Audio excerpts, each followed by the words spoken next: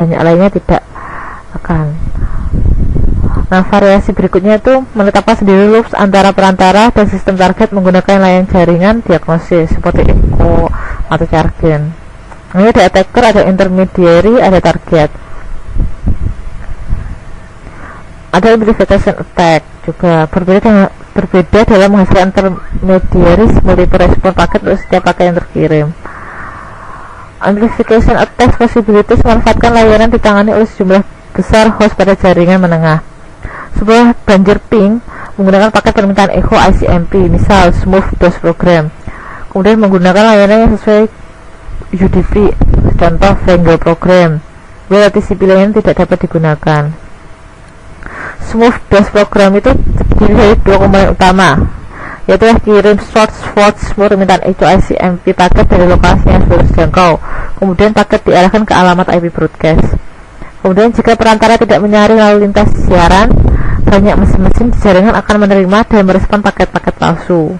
Nah, ketika seluruh jaringan merespon, Smooth DOS sukses telah melakukan pada jaringan target. Kemudian selain jaringan korban, jaringan perantara mungkin juga menderita. Serangan Smooth DOS dengan tunggal beberapa perantara. Kemudian menganalisis router jaringan yang tidak menyaring lalu lintas broadcast. Kemudian harus mencari jaringan di mana beberapa host itu harus yang bisa merespon. DNS amplification attacks. Dalam hal ini DNS server adalah sistem perantaranya.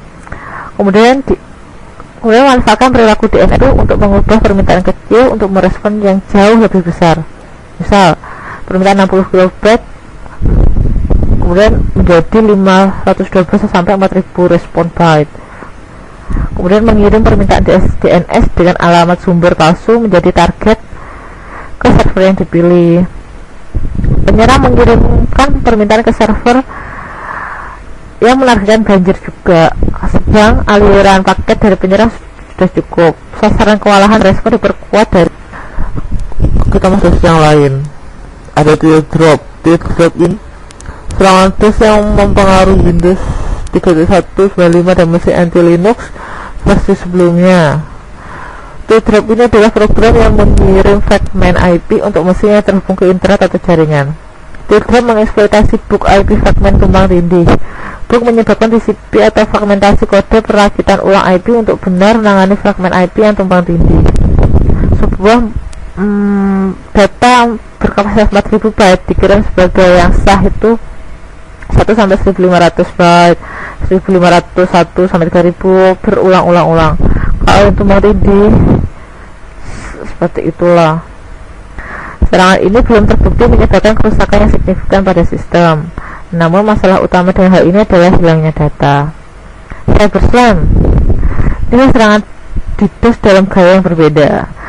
Zombies jangan meluncurkan synflood atau paket edisi dummy yang akan berhimpun link ke akses web server. Zombie ini akan mengambil file atau database pencarian permintaan pada mesin di server web. Dari perspektif server web, permintaan zombie tampak persis seperti permintaan yang sah, sehingga server akhirnya banyak menghabiskan waktu yang melayani zombie dan menyebabkan DOS untuk pengguna yang sah. Teknik to counter cyberslam itu autentikasi password, komputasi teka-teki, grafis teka-teki, yang disarankan. Autentikasi password ini sangat rumit untuk mengelola situs seperti Google, dan penyerang mungkin hanya memeriksa kata sandi dalam DDoS mekanisme. Untuk komputasi teka-teki, perhitungan beban cukup berat dibandingkan dengan layanan yang disediakan. Attack 3 DOS against DNS. Ada 3 cara DNS resolusi DNS itu bisa gagal. Ada attack resolver, disrupt communication, attack name server, seperti ini. Bagaimana cara melindungi DNS dari DDoS? 1. Beberapa name server yang tersebar, menyebutkan nama-nama server. Anycast routing, multiple nama server yang berbagi alamat IP yang umum. Overprovisioning sumber daya host dan kapasitas jaringan. Kemudian ada keragaman. Ada DNS implementation software, OS platform, perangkat keras, ada TISG, tanda tangan transaksi, dan penggunaan mesin khusus.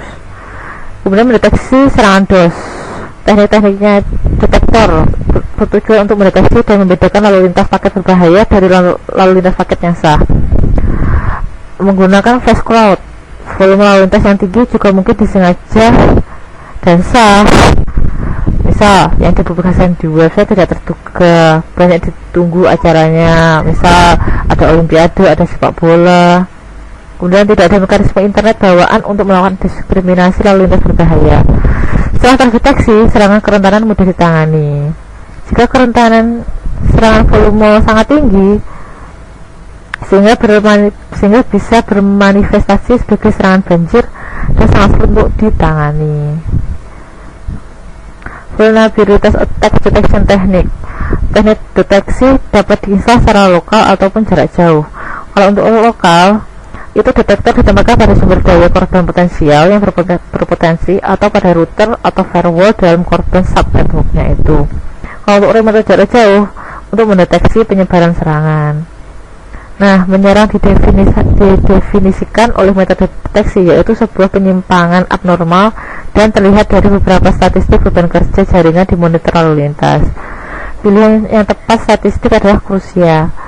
Nah, statistical detection methods itu adalah kegiatan profilnya adalah pemantauan jaringan paket informasi headers seperti backstacker analisis.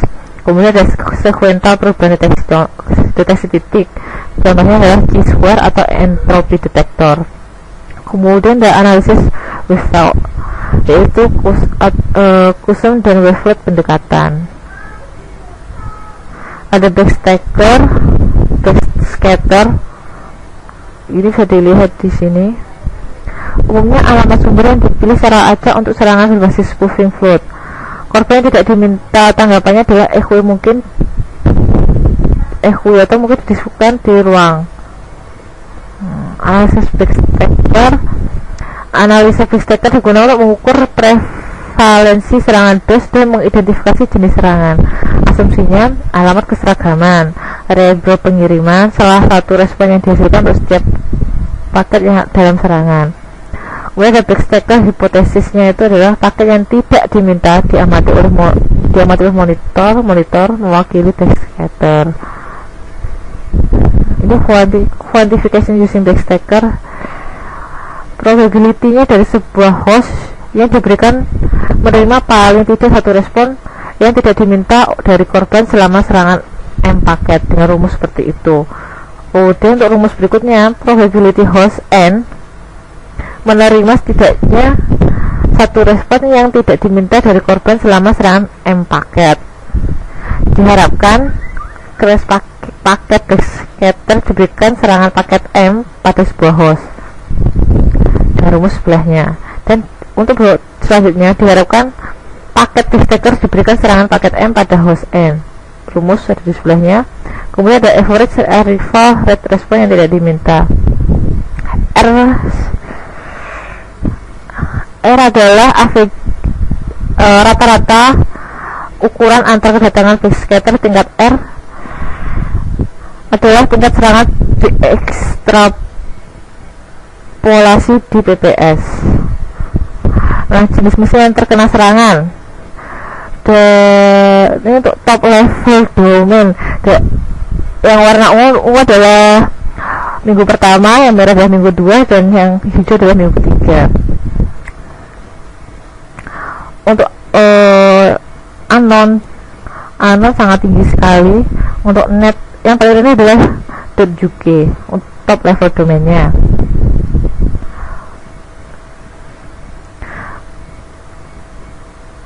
Kemudian kita masuk ke pendekatan untuk pertahanan terhadap DOS. Pertahanan terhadap serangan DOS. Serangan DOS tidak dapat dicegah seluruhnya. Kemudian tidak praktis untuk mencegah flash tanpa mengorbankan kinerja jaringan. 3 baris pertahanan terhadap serangan di DOS, yaitu serangan pencegahan dan prevention, kemudian serangan deteksi dan penyaringan, serangan sumber traceback dan identifikasi. Pencegahan serangan itu membatasi kemampuan sistem untuk mengirim paket palsu dengan cara penyaringan dilakukan sebagai kedekatan dengan sumber router atau gateway. Kemudian penyaringan reverse path memastikan bahwa jalan kembali ke sumber diklaim sebagai jalur paket saat ini. Contohnya Cisco router, kita ketik perintah IP verify unique cache reverse path. Jika kontrol dalam jaringan terdistribusi ini berlaku pada jenis paket tertentu, contohnya SAM ICMP, SAM UDP, TCP SYN. Kemudian menggunakan penanganan koneksi TCP yang dimodifikasi, menggunakan SYN-ACK cookie ketika meja penuh atau tabel yang sudah penuh. Kemudian melakukan selektif atau penurunan acak saat tabel itu penuh.